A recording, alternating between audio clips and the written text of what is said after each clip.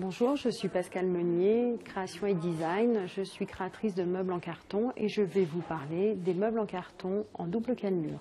Nous allons prendre un carton aux dimensions du meuble final, donc en double cannelure. Donc, nous voyons bien ici la double cannelure de notre futur meuble. Dans la plupart des cas, au moins 3 plaques sont nécessaires pour faire notre meuble. La plaque qui va se trouver devant la façade, le dos, et celle du milieu qui va nous permettre de mettre ce qu'on appelle des traverses, qui sont des cartons qui vont nous monter toute la structure. Avant de faire notre paquet, donc de regrouper ces 3 plaques de carton, nous allons vérifier que le carton est très propre de chaque côté, autant du côté façade que du côté dos. Si on regarde de plus près notre carton, on va s'apercevoir qu'il a 2 faces.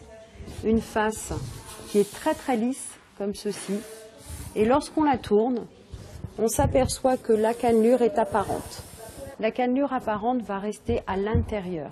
On va garder à l'extérieur, autant au niveau du dos que du devant, la partie qui est bien lisse et qui est très belle, qui nous permettra de décorer plus facilement notre meuble après. Afin que notre meuble soit strictement identique au niveau des 3 plaques, on va faire ce que l'on appelle un paquet.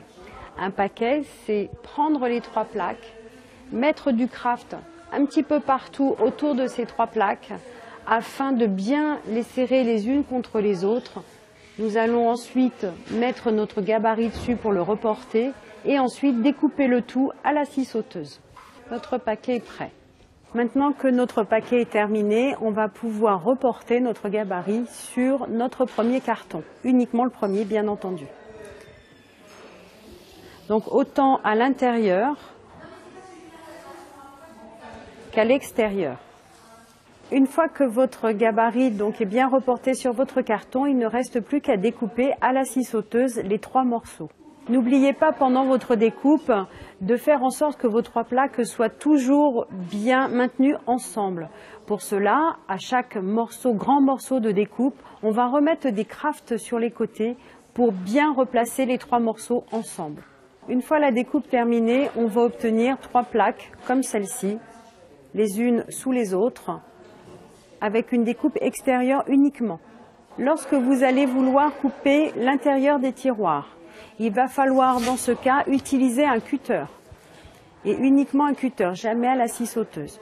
Donc on va refaire un paquet sur les 2 premières plaques uniquement et faire toutes nos ouvertures. Vous ferez attention lors de la découpe de vos plaques, de vos ouvertures, car ces ouvertures vont nous servir de façade de tiroir. Nous allons parler maintenant de la structure de notre meuble en double cannelure. Là, ici, nous avons 2 profils. Pourquoi? Parce que notre profondeur de meuble est très importante. Donc, quand votre profondeur est très importante, vous allez en prévoir un peu plus que 1, comme sur un meuble classique. Ici, vous avez vos 2 profils et à l'intérieur de ces 2 profils vont venir s'insérer des traverses. Ici et sur les côtés comme ceci. Ces traverses vont nous assurer donc la solidité du meuble ainsi que sa rigidité. Lorsque toutes les traverses ont été mises en place, on va venir les coller sur le profil devant et derrière comme ceci. On va venir poser notre meuble comme ceci,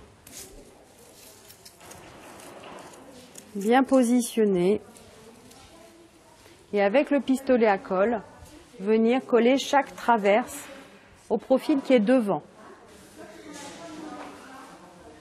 Lorsque les traverses ont été collées au pistolet à colle, on vient les renforcer avec un morceau de papier craft de chaque côté des endroits uniquement que l'on a collés. On vient le poser à cheval. Lorsque la partie haute est collée, on fait de la même manière la partie basse. Donc on va venir à nouveau coller toutes les traverses sur la partie basse avec le pistolet à colle et renforcer avec du craft. Les traverses ont été collées de chaque côté de notre meuble, devant, derrière.